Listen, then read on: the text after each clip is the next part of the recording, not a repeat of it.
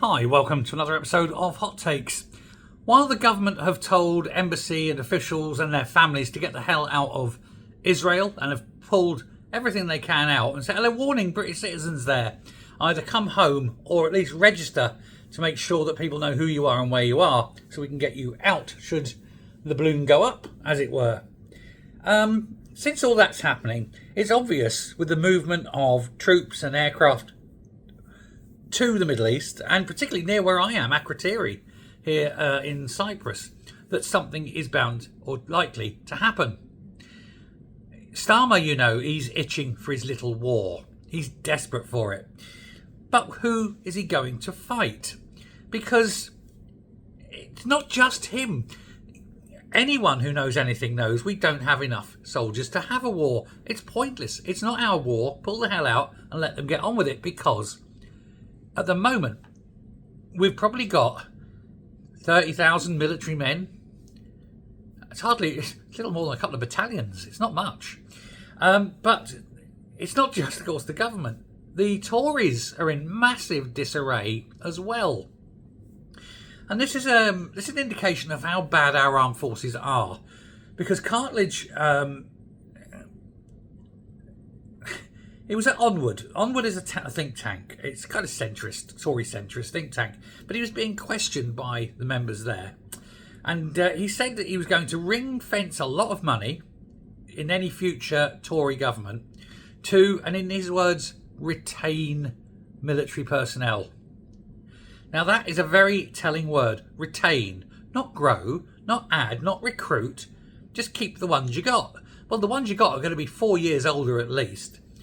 Some will have left, some will have been aged out, some will have come to the end of their tours and so forth.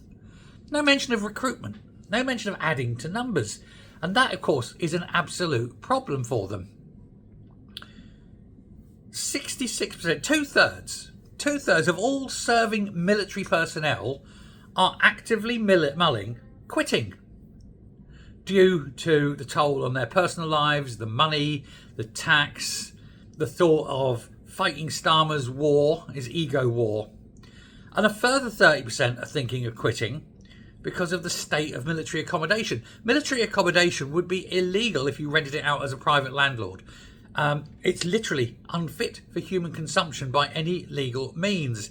However, it's supposedly good enough for military people and their families. It clearly isn't. And yet, they're just talking about retaining them. Well, if you want to retain them, two things to do. One, build them nice, new, shiny, well-built accommodation with facilities.